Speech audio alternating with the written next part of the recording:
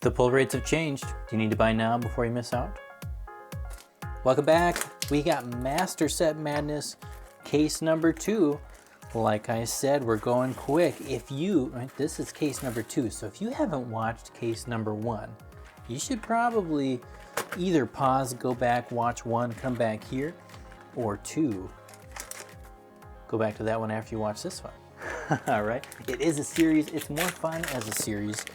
We're starting off quick here. It's time to dig in because, man, we got a lot of stuff that we need. We have like almost nothing so far. Based on our first case, we got a long ways to go before we complete this master set. And oof, it's fun, it's exciting. It's always fun opening a new product. And one of the things that comes with that fun is stab wounds. Stab wounds are first majestic here of the opening. One of the things that comes with kind of that fun and that excitement is that there's, you know, at least I've noticed there's a little bit of a sense of kind of FOMO out there. You know, Outsiders is different, the pull rates are different. It's kind of a little bit of a shakeup for the market and people are excited. And we're gonna talk about today. We're gonna talk about the FOMO. We're gonna talk about whether or not you should be like running now to pick up those different cards that are harder to get than you thought they were gonna be harder to get. All the surprises that are happening. We're gonna talk about that triple rare pack. You know you don't have to worry about the rares though, right? 1, 2, 3, it's all gonna be the same. In the end, it's all gonna be the same.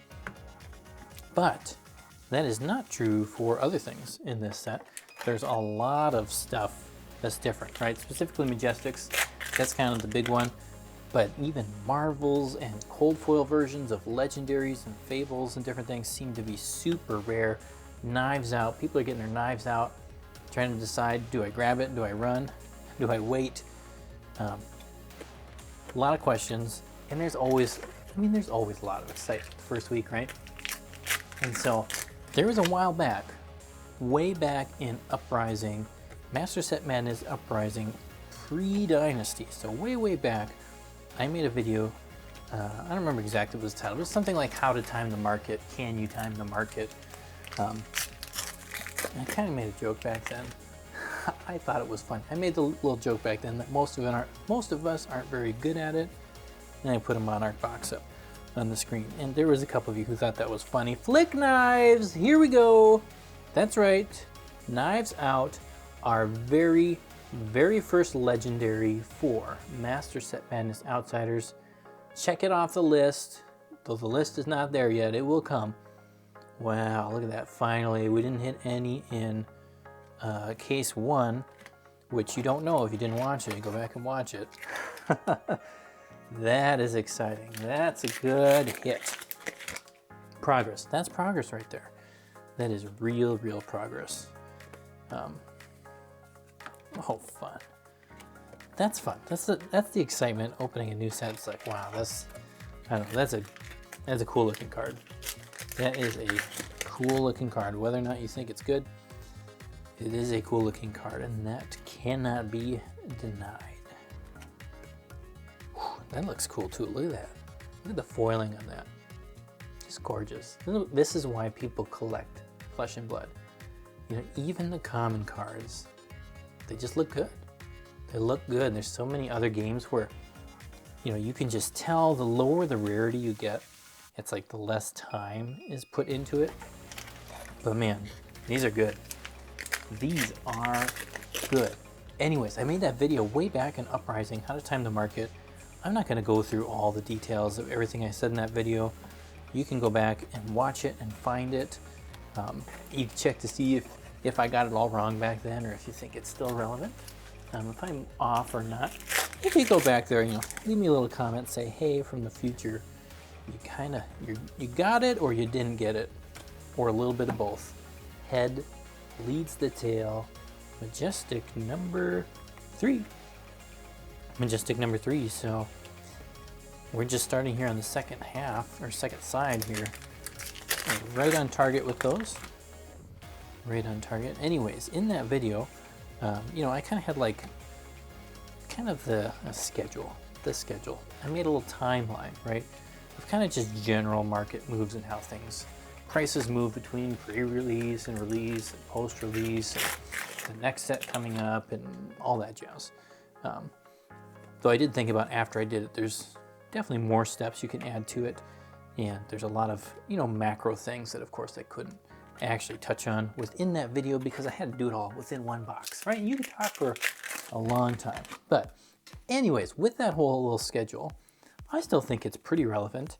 And even though every set's going to be different and individual cards within sets are going to have different effects. Oh gosh, these are cool looking.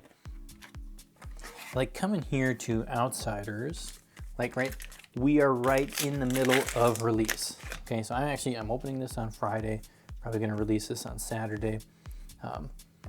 And for me, like I don't just do release day, it's like release week. Like I kind of like to think of the whole week of release week. It's just like the first day is madness. It's super wild, it's even been fun. Just today, like right before I started this one, I looked and I just saw how those legendaries are crashing the rainbow foil prices. Another shuriken. We got a couple of those already. We almost got our play set. But yeah, the prices, they go all around. They jump around this release weekend. There's so many people who want to get the card right away, and there's so many people who want to sell the card right away that it just makes for a really fun, interesting thing to watch. But in general, right? In general, it's not the best time to buy, right? Because in general, the price is going to go down. And I think, at least from what I've seen in different things, is for some, there's some disappointment with this set just in the fact that the Majestics are harder to get. They're kind of hiding out with the feisty locals. And so with that, and then with, again, some of it's not being upset, but more excited that some of the harder to get cards, like the Chase cold foils, are actually going to be even harder to find in this set. There's a little excitement of like, well, let's get it now before people realize that, before kind of the broader market realizes that. And I think for both of them, Nerve Scalpel. I think for both of them, yeah, there's probably going to be some differences. There is our cold foil, the Seeker's Gillet. We do need that one for the set, so we'll take it. Yeah, like for me, in general, and again, I'm doing this on Friday, so if you're watching on Saturday or Sunday, who knows what's already happened. Let me know if I just missed it all. I just said it all too early. Like in general, I think your average Majestic will hold a little bit more value. Do I think it's going to be anything wildly different than before? Not really, and I could be wrong in that. I could be wrong. I mean, again, nobody really knows. Down and Dirty, Rainbow Foil Majestic. Gosh, so cool. These cards are so good. So good. And so part of the reason for me thinking that, and again, why I don't think you gotta get too concerned about, I gotta grab the Majestics now, because once people realize how rare they are, they're not gonna go anywhere, is that, yes, supply and demand obviously has a huge effect on prices. And when there are less of a particular card available, it can push the price up if people want the card and want to pay that price. But there's also, like, there's a couple things that go against that, right? So one of it is, like, if the value of Majestics really does hold, like, just broadly some amazing significant value above what it has previously in other sets, like, then there's a really good chance that more people start to open more boxes, right? People start to kind of just go for cracking it. Here is box number 2, in case you weren't watching, and there it is. There it is, my friends. Oh, yes. The Quiver of Abyssal Depths, double legendary pack. This one is rainbow foil. And yes, the price has gone down pretty significantly. Like, I saw some for the 30s already. Like, there's a race. There is a race to the bottom on this one, and I hope it goes down so low that I can buy a whole binder of them. Love it. I love that card. And it, oh man, It is cool. It is very cool in person. I want a play mat of that card. James, if you can hear me, if it's in the plan, not in the plans yet, let's get a play mat of that one. Oh, just imagine that's the background. Ooh, that would be great. What was I saying? Who knows? Who cares? We got the quiver. Quiver count. I talked about the quiver count last video. Okay, so quiver count is at 1 for the Abyssal Depths. I don't know, maybe we'll do a quiver count for the Majestic too. Does that mean we're at a quiver count 2? I don't know. We'll have to think that out. We got the other Nerve Scalpel here. Look at that. We are ready to scalp. No, jeez. Oh man, this is a kind of dark game, isn't it? It's kind of a dark game.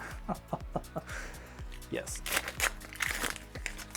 Anyways, so if more people, like if the cards are just that much more valuable, more people are gonna open it, and it's gonna kind of balance out, right? Because again, more people opening it, then supply is gonna kind of even out to an extent, right? To an extent. The other thing that comes into play is really perception, right? And perception has a powerful Codex of Frailty Rainbow Foil.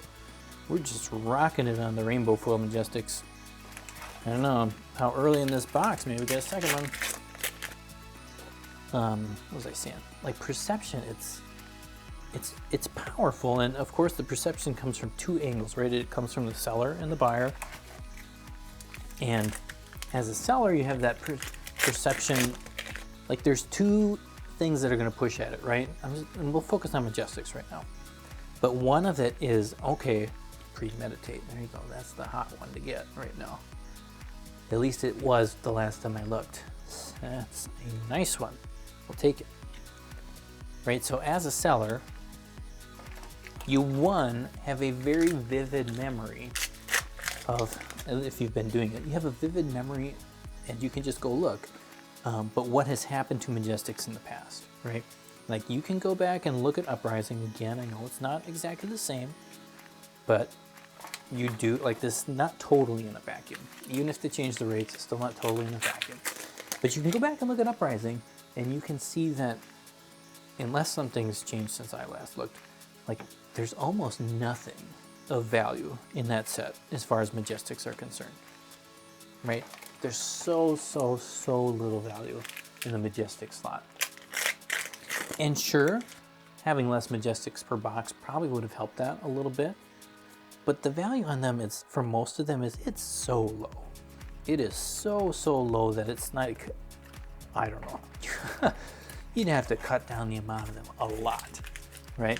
Because a lot of them just, well, a lot of them don't see play, or they're not super worth playing. Or the amount that they're worth playing, it's kind of like nobody wants to pay a lot for it anyways. So that's one thing. You have that perspective and that thing you're looking back in the past. You also see things from the last set too, where some Majestics have held more value. What was I gonna say? But then of course, yes, you also have the perspective of, you're looking at this box that you've just cracked for your store. You opened way less Majestics than you have in the past. And so you can see that you don't have as many to sell.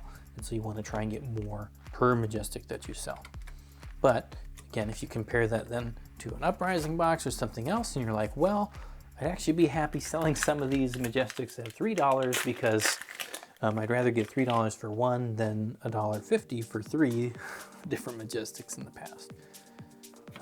So I don't think, like, yeah, who knows? Who knows? I guess I'm not super concerned about Majestics are all gonna go to the moon and they're gonna stay at the moon for a long time. Because people are gonna start cracking this like crazy. People are gonna crack this like crazy, and at least my perspective from LSS is that they want there to be enough for people to play, and they want there to be enough to the degree that nothing gets too like wildly out of hand. Barb, undertow. There it is. Right? I mean, like if they had wanted to, if that's kind of what the goal was, they didn't have to say anything about surgical extraction, right? They never had to say that it was, you know, only half printed, it was short printed. They never had to decide, yep, we're gonna print more in the upcoming set for you in Dusk Till Dawn. They didn't have to do that if like they're okay with things going crazy like that and people not having access to it. And you know, the other thing too with this set too is it's like it's not just in English. We got all the different languages. They're just, it feels like there's going to be a lot. There's going to be a lot of stuff out there. It's going to come around, and again, that doesn't mean that, you know, if there's something in this set majestic wise that's just like hits the ground and runs, playability awesome, like sure, it's gonna roll high like a high roller like it would in any other set. But at least for me, like, yes, some of these majestics, I don't know which ones, I'm not gonna try and guess, but some of them are gonna get down there, and they're gonna get way down there. They're gonna get way, way down there. I don't know how long it will take. Nobody does. Dishonor, we like seeing you. We like seeing you. I believe that's the first one I've opened. Look at that, I'm only on case 2, box number 6, and I can't remember all the majestics I've opened because I've seen so many other people open them. Sometimes you get confused. Did I open that? Did they open that? I don't know, kind of funny. Anyways, that's my thought on that. And then when it comes to like the bigger cards, like the cold foil cards, I mean, that's kind of like, to me, it's a wild card. What's gonna happen with them in the long term? I think in the short term, just like pretty much every other card, that's not something that is immediately decided you need to play for a big event. Like the more they get open, the more they're gonna come down. And maybe, you know, maybe they're not gonna come down as much as they have in the previous sets. And that's, I mean, that's really honestly a really interesting thing with the legendaries too, right? Like, so the rainbow foils are, they're a little bit easier to get, right? 1 in 70. 1 in 70 boxes. I think it was 1 in 80 before. Sorry, not boxes, packs. So I think that's a little bit better than it was before. But then the cold foils are harder to get. And so, I don't know, there's kind of that pull and tug between a lot of people remember from the last set in Dynasty. Like they just remember rainbow foil legendaries and Uprising. Like, let's not forget about the old Crown, not Crown, that card that I pulled a million of back in Dynasty, the Peak, Coronet Peak. Right, people remember that in the Alluvian Constellus, and they you know, it's kind of like, and maybe that's what some people are trying to do with the quiver right now, is they're thinking, you know what, this card, ooh, we'll come back to that in a second, Orbitoclast. There's our first cold foil majestic. This case is significantly better than the first case. Look at that. Wow. And these, again, like we talked about last time, these are pretty rare. These are pretty rare. You are not gonna see these all the time. So, what a case. What a case. If every case was like this, we'd be rocking it. We would be rocking it. Anyways, people remember seeing even just the Emperor from the last set. They've seen these legendaries just go down to, like, at least historically from a legendary perspective, it seems to go down to nothing. And so there's a huge pressure of sell your, that Spike Pit Trap, we got 2 of those in the collection, not today, collection. Like people are like, this legendary is burning my skin, sell it, get it out of my house, get it out of my store, I don't want it. I don't want to be the person who's still selling it when it hits $15. Right, so that perspective is like super real, and especially if you add the, what do you call it? If you add that it's a little bit easier to get them, like that puts a lot of pressure on that card, or those cards. Knives Out, there it is. What look at that. Can you see it on the camera? Like those eyes, those little red eyes. Oh, so creepy. That's great. That is great. Yeah, like that pressure, that's powerful pressure pushing down on those. So again, you know, I wouldn't worry too much, especially on the rainbow foils, about the FOMO right now. Like who knows, you know, and again, maybe we get some results from some tournaments soon and people see like specific ones in there and that bounces things around. Like you can't really predict that unless you're one of those people on one of those teams who know. You're in the know. I am not in the know, so I don't know. Down and dirty. Down and dirty. Yes, yes. Anyways, and it's so like, you know, the cold foil legendaries, they're not wholly separate. They are not at all wholly separate from the rainbow legendaries. So just because the cold foil ones are rarer, like if the pressure on the rainbow ones is so much, like eventually that's gonna start pulling down on the cold foils, right? Like it's not a direct, you know, it's not a perfect direct ratio between them. But at some point it's, I don't know, it is not gonna be like, I have a hard time imagining, and I could be very, very wrong. Please post when I am wrong, because it's okay to be wrong. That's another thing it's okay to be wrong. We're all just doing our best to predict the future, and it's okay to be wrong. It's okay to admit when you're wrong. It's just gonna be difficult to see a $15 legendary or a $20 legendary. And then the cold foil legendary is like, I don't know, 150, 200, you know, like that's tough. That's tough for a card to do. Marvels is a little bit different. I think on the legendary side though, that's tough. Shake it down. Shake down. We do have a playset of those now.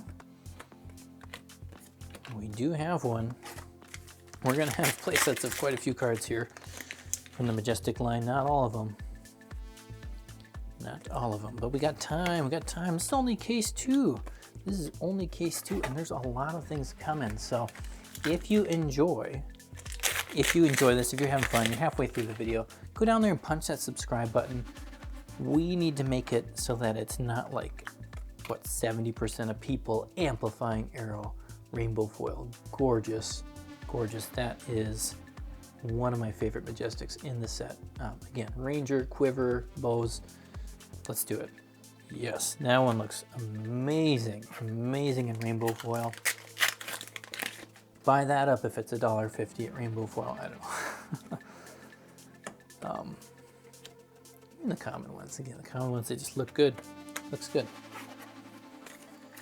Anyways, that's my thought. That's my thought on things like, so in general, I think if you have the question between should I buy it now or should I wait? If you do that across every single card in Outsiders, if you wait a little bit, you're gonna get a better price overall, on pretty much everything. Some of the cards might go up. Some of them might go up, but a lot of them are not gonna go up. And you know, I am kind of speaking to myself in this, as far as kind of like the FOMO side and different stuff, because you know, even for me, it's like half of the fun and the joy of Master Set Madness is kind of taking our time. A little bit taking our time and, you know, opening each box, recording every little thing, talking through it all, having like enjoying the journey of it. And there's a part of me that's like, yeah, but you know what? You really got to open these boxes quick so that you can sell the duplicates as fast as possible so that you can get as much back as possible and so you don't lose everything. You know, like there's a real part of me that's like, man, just run. Run. Open them all, record the dialogue later, or just skip right away to the 1056 video, which will come out a lot sooner than the last one did within the season. Amplifying Arrow, let's go on those. Ranger Day. I love Ranger stuff. I love that this set has Ranger. End of box 3 here. I feel like I'm going like extra slow in this video. Maybe my timer's off. Spring load, boom. And so like I'm also reminding myself, not from the buying perspective, but I guess from the selling perspective of like, it's okay that if I do not get the best, it's okay if I don't get the best price on everything. It's okay if I miss out a little bit. Like I don't need to rush. I don't need to rush to, one, sell things. I also, two, don't need to rush to buy the things that I just think would be fun to have 10 of, right? Like, take a deep breath, everybody breathe. It's gonna be okay. It's all gonna be okay. The changes for the game are gonna be okay. I think LSS has a pretty good idea of what they're doing, and I think they're very, very set on trying to create a game and a market that works for most people. Amnesia, Wreak Havoc, look at that foil. Do they have an extended art of this? They should, right? There's so much cool fire right down here, and I want to see the fire. I want to see the fire. Where's the fire? That's like the best part of that card for me. Oh, and it's hidden. The fire is hidden. Yes. Speaking of like art on cards here, I think that's the one, like, my biggest complaint's not the right word. Wander with purpose. Yeah, we're sticking ahead like past rate on the rainbow foil majestics. That's good. We got 5 in this case, so we're above 1 per box, which is good. My biggest complaint with the art, and sometimes the foils and different things, which is not a problem at all in Marvels in this set, is that sometimes it's just the art feels a little bit too dark. And I mean like color-wise, light, shadow, that kind of wise. Like sometimes they just need to add a little bit more. Oh, here's our cold foil. This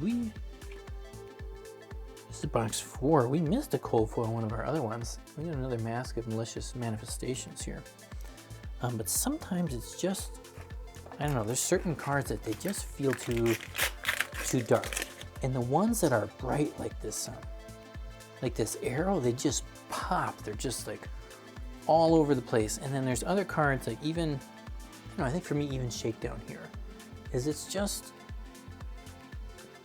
like this whole section here almost feels like nothing's happening.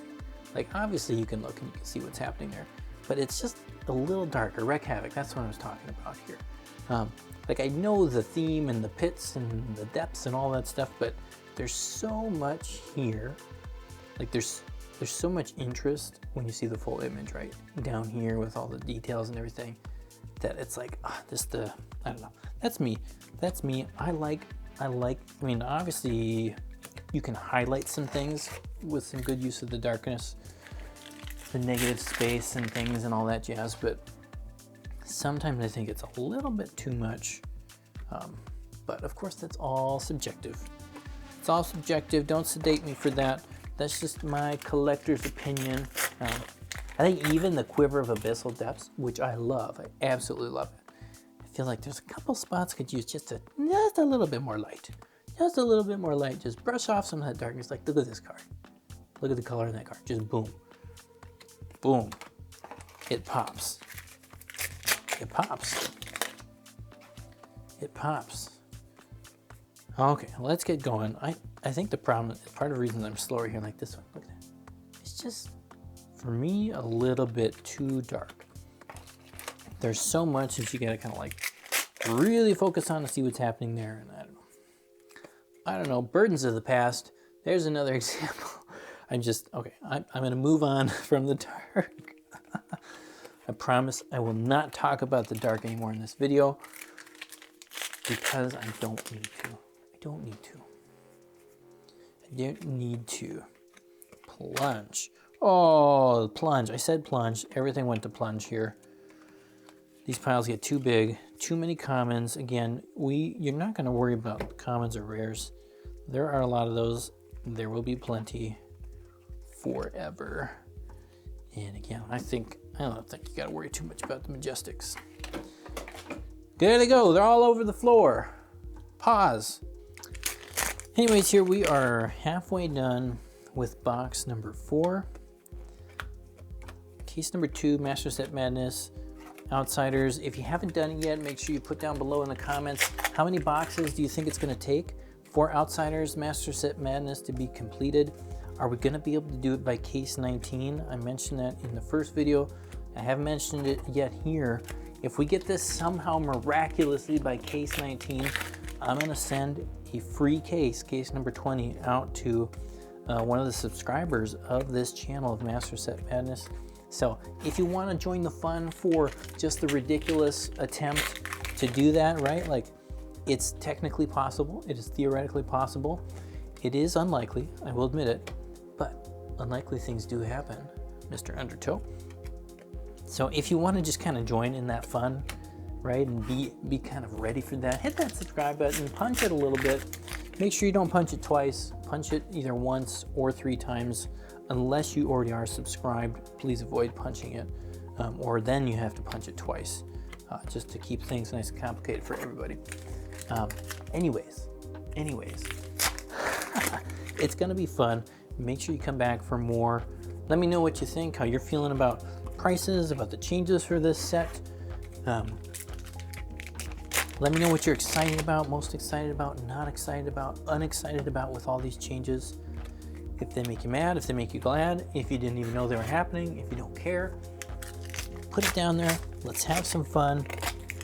Let's have some fun. This is gonna be a super fun set to open, especially, again, if we get more cases like this. First case was not super exciting. This case is good. Still no cold foil legendaries though. Still none, which is reasonable. It's reasonable, but I would like to see a little bit more scale peeler. Just like last time, I'm not gonna put the price here at the end of the video because the prices are bouncing around so much. I will be putting it in the Outsiders Tracker. If you want to keep track with everything that's happening on the Outsiders Tracker, I do have that available for my patrons who support the channel here. So if that's something that's interesting to you, it's gonna have all the details for every single Majestic we pull. It's gonna have a price tracker for this is how much value we opened in case 1 and case 2. And like I said before, I'm not just gonna put the price of when I opened it, but I'm gonna update that as we go. So it's gonna be a lot of information. It's kind of a fun thing, and it'll be helpful for me too as I'm making decisions about future Master Set Madnesses. Anyways, this is the last pack. Thanks again for watching. Last pack, a triple rare pack, a Spire Sniping, and nothing else. Let's do the little check here with the review of what we got here. So we'll look through the Majestics here.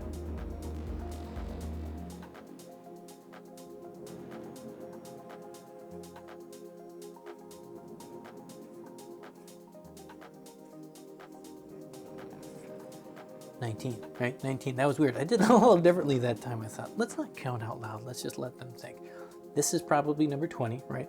The Orbitoclast. Gorgeous again. Very cool. Very cool. Very cool. And it's not dark. I lied. Very cool.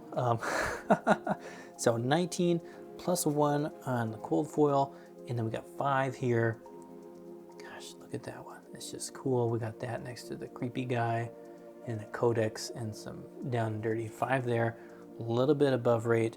And then double legendaries. Super excited to see double legendaries. This one's not the most valuable, but it is my favorite from the set. So glad to see that one. And then Flick Knives again, just looks gorgeous. Gorgeous. That's not the right word. It looks great. There's probably a better word than that, but I'll have to think about that. Thanks again for watching. Come back for Master Set Madness 3. It's gonna be here real soon. You guys are the best. Peace out. Have a great rest of your release weekend and release week, or whenever you're actually watching this. Peace.